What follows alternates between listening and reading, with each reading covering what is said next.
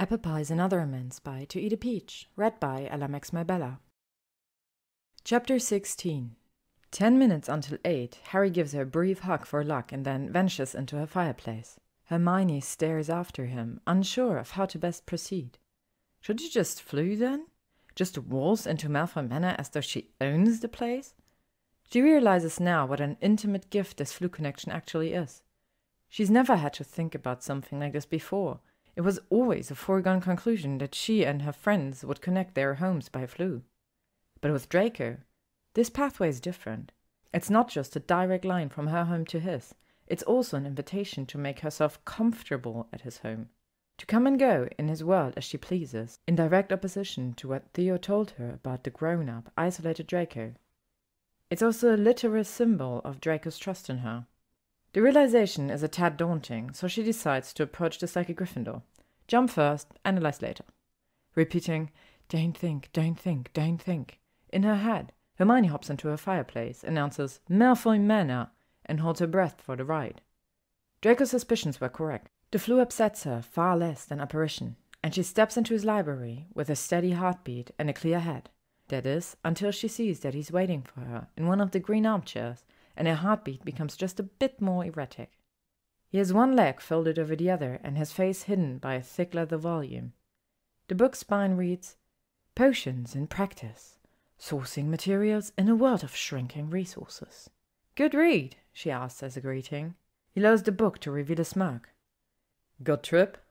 "Quite nice, actually." Hermione tries to conceal her smile by brushing some scoot off the skirt of her dress. "Do you feel like assaulting me some more?" he asks.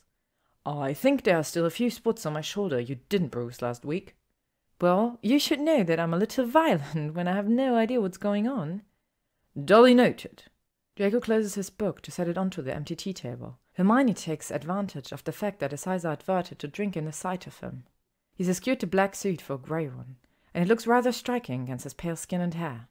Again he wears the white Oxford shirt, but tonight he's paired it with a light grey tie that matches the colour of his eyes. Hermione must admit that suits do make nice weekend wear, particularly on him. "Dinner?" he asks, gazing back at her in a knowing way, like he's aware that she was just checking him out. She simply nods and slips her hand into the crook of his elbow when he stands to offer it. They exit the library without speaking. Darkness lies so heavy in the hallways it almost muffles their steps. Almost muffles his voice when he whispers, "You look beautiful tonight." "So do you," she blurts out, and then audibly groans in humiliation. Draco doesn't respond at all. The only thing he might do, so gently she can't be sure it actually happens, is pull her closer to him as they walk. After the exchange they move towards the lesser dining room in silence, with only the rustle of her skirt and the shuffle of his shoes echoing in the corridor. She suspects that he's in a quiet mood tonight, and she finds that it doesn't bother her in the slightest. In fact, she likes the quiet between them. By the time they reach the bright entrance to the dining room, she's overcome with a strangely entrancing idea. Like last week, Draco has set 2 places for them together at the far end of the table. But with a light squeeze of his arm, Hermione pulls out her wand and summons one of the place settings. She levitates the whole arrangement, gilded plates, monogrammed cutlery, and glinting crystals, towards the end of the table closest to them. Once she finishes, there is a setting at each end of the impossibly long table. Draco turns towards her, frowning in inquiry. Hermione's lips just curl into an inscrutable smile. She lifts onto her toes, kisses him lightly on the cheek, and makes her way, with a small swing of her hips, towards the farthest away chair. "We're so far apart we won't be able to talk to each other," he calls after her, but she just waves her hand without turning around. "You're a resourceful man. I'm sure you'll figure something out." By the time he's conjured their drinks, no wine this time, but magically chilled, self-refilling glasses of water, he's apparently solved her puzzle. At least, that's what she assumes when Pleiades swoops into the dining room with a pile of parchment and an ever-ink quill on his talons. After Pleiades lands, Draco strokes the owl and murmurs softly to him. Hermione finds this show of affection so damned appealing, she has to look away. She peeks back up in time to see Draco scribble out a note, roll it up, and attach both the scroll and a quill to the owl's leg. Within seconds, Pleiades has fluttered to her end of the table and landed beside her plate. The owl allows her to pull the bundle from his ankle, and she unrolls it quickly. The note reads, "This is ludicrous, you know." Hermione scans it, grinning, and then grabs the quill to scroll out her own note. Well, it's your table. With a speed that matches her excitement, she rolls the parchment and quill up together and slips them to Pleiades. He gives her a long-suffering hoot and makes a trek back to the other side. Draco responds immediately. I'll have you know, Granger, that we usually eat in here like normal people, you know, by sitting together at a meal. Next, it's Hermione's turn with the quill, which she wastes no time putting to good use. And so the evening's conversation begins in earnest. If you never use all these chairs, Draco, then why own the table at all? Why take calligraphy lessons? Some things in the Malfoy household just are. Like owling your guest at dinner. May I remind you, Granger, that you were the one who wanted to eat this way? Fair enough. Although I'm starting to regret this method of communication. Wild animals and gazpacho doesn't really mix, if you catch my drift. Don't insult Pleiades that way. He's an impeccably clean bird. Sure he is, and his feathers go very nicely with chilled tomato soup. I'm glad you agree. I'm just suggesting we find a different way to communicate, like maybe those pneumatic messages tubes outside Muggle chemists. Those what? Outside where?